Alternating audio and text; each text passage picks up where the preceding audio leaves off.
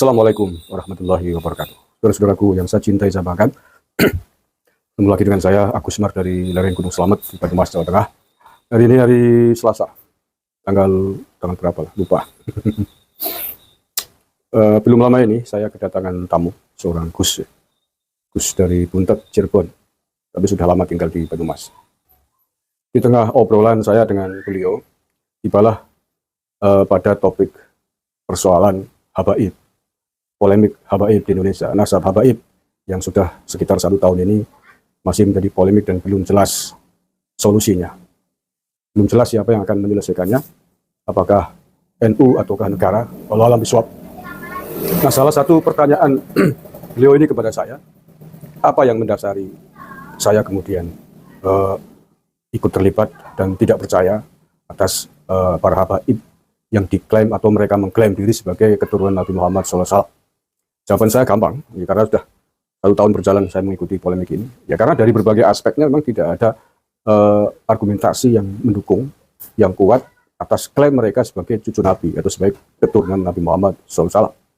Saya jelaskan dari beberapa aspek itu, diantaranya adalah dari aspek catatan kitab-kitab nasab yang ada di negara asalnya, ada di Timur Tengah, sebagaimana yang sudah diteliti oleh Kiai Maduddin Banten.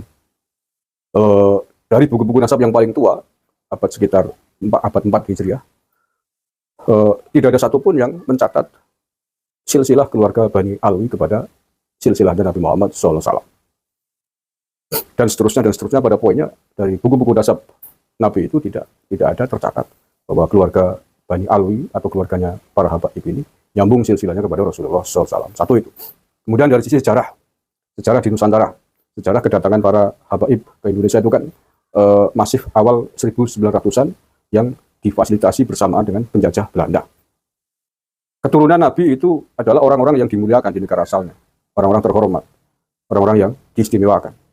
Mungkinkah para keturunan Nabi Muhammad yang dimuliakan di sana mau dibawa, dipekerjakan dengan orang kafir Belanda? Saya tanya, gak mungkin, ya sudah.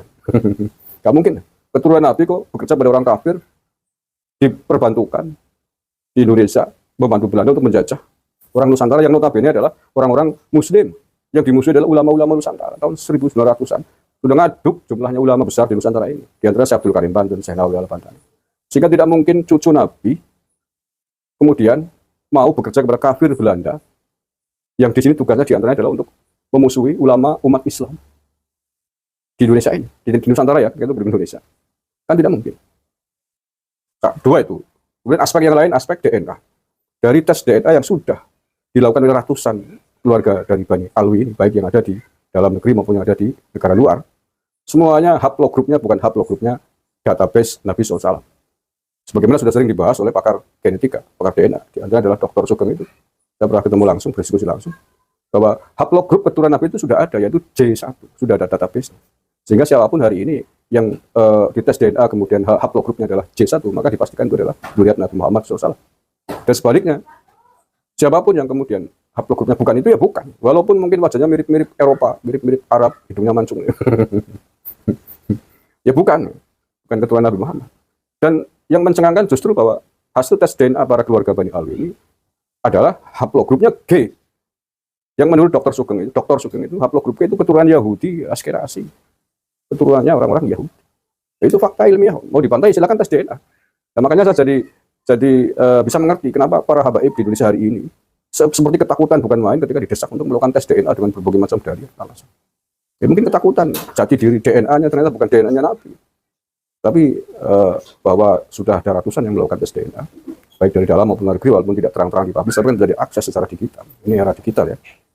Haplogrupnya mereka bukan haplogrup Nabi, tidak aja, tapi haplogrup G. Kemudian dari sisi pencatat nasab di luar negeri, di negara-negara Muslim Timur Tengah yang ada lembaga atau nakobah pencatat nasab Nabi, di sana juga tidak diakui. Keluarga Bani Alwi di Indonesia kan punya lembaga namanya Robitoh Alawiyah, yang di dalam ini ada namanya Maktab Daimi, yang memang mengklaim diri mempunyai catatan nasab nyambung ke Rasulullah. Tapi versinya keluarga ini bukan versi yang disahihkan, dilegalisir oleh nakobah-nakobah yang ada di dunia Islam. Nah, faktanya di nakobah-nakobah internasional ini tidak diakui klan Ba'alawi ini adalah klan keturunan Nabi. Fakta-fakta itu semuanya menguatkan bahwa mereka bukan keturunan Nabi Muhammad SAW. Belum lagi kemudian kalau ditambah lagi dengan fakta-fakta perbuatan-perbuatan amoral, kurang ajar yang dilakukan oleh oknum-oknum dari Bani Alawi di Indonesia ini yang sekian lama bikin gaduh di Nusantara, bikin ribut di Nusantara, gembelengan Kementus. Itu semakin menambah kuat bahwa mereka bukan duriah Nabi Muhammad SAW. Nah, itu diantara jawaban-jawaban saya yang sesungguhnya sudah sekian kali saya sampaikan di KBN Nusantara ini. Tapi ternyata teman saya nih, Gus dari Cirebon ini, mungkin mengikuti tapi tidak mendetail ya, jadi mungkin perlu saya jelaskan kembali. Nah, kemudian setelah saya jelaskan seperti itu, dia pun kesulitan untuk menolak. Memang faktanya begitu. Nah, lalu setelah itu dia bertanya, lalu bagaimana dengan Habib-habib alim yang pinter, yang akhlaknya bagus? Apakah kemudian tidak layak untuk kita hormati, tidak layak untuk kita muliakan? Saya sampaikan, loh ini persoalannya bukan masalah hormat menghormati, Gus, saya bilang. Persoalannya adalah kejujuran. Apakah orang alim, orang beradab, Habib alim boleh berbohong dengan nasabnya? Saya bilang begitu. Apakah bisa disebut dengan mereka berakhlak baik, beradab baik, kalau kemudian tidak jujur dengan nasabnya sendiri, sementara sudah ada yang membongkarnya? Gitu.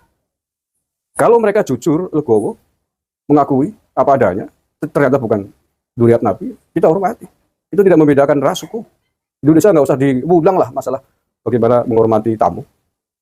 Orang bangsa paling mudah fleksibel menghormati tamunya mungkin bangsa Indonesia. Makanya saking fleksibelnya diperbudak oleh orang asing. Nah, ya. Kalau mereka jujur dengan temuan-temuan tersebut, fakta-fakta tersebut, berterima kasih dengan fakta yang ternyata menunjukkan jati dirinya bukan keturunan Nabi, seraya mohon maaf kepada bangsa Indonesia, umat Islam Indonesia, khususnya warga NU, kita hormati. Mungkin banyak dari mereka yang muda-muda tidak tahu bahwa mereka adalah bukan keturunan Nabi, taunya karena secara turun-temurun diceritain oleh nenek moyangnya yang mengklaim diri sebagai cucu Nabi. Kemudian ada temuan baru. Mereka kemudian berterima kasih dan mencari tahu, apakah benar ini?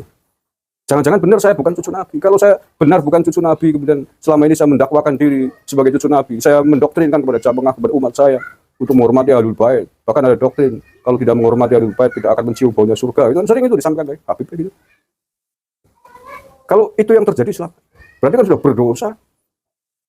Tidak hanya menyesatkan diri sendiri dan keluarganya, tetapi juga menyesatkan banyak umat lain yang telah didoktrin.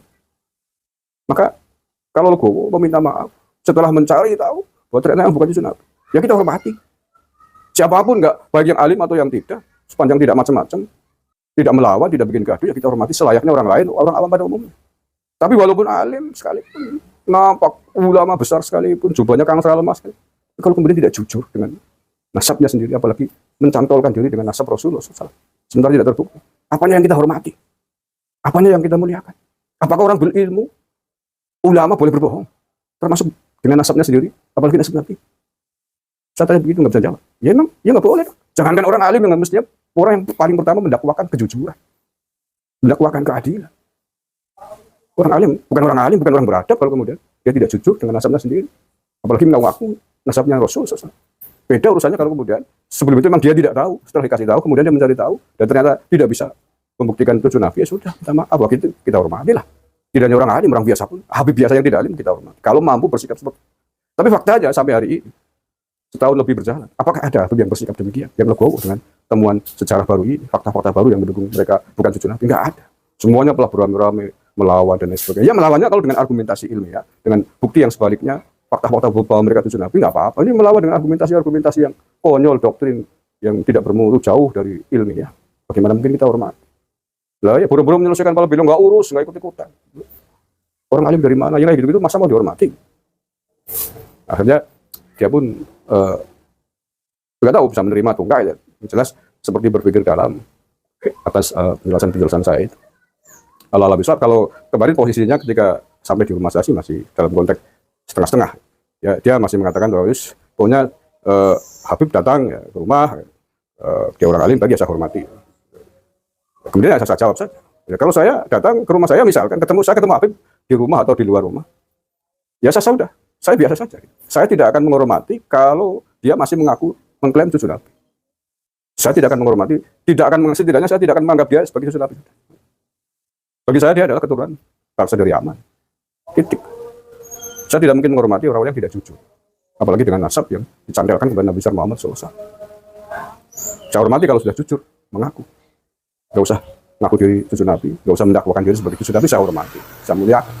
Sebagaimana saya menghormati muliakan orang lain pada umumnya. Tetapi sepanjang mereka belum jujur, tidak legowo kepada umat tentang dirinya sendiri, baik person, oknum Habib tertentu ataupun keseluruhan, ya, saya tidak akan bisa menghormati dan memuliakan.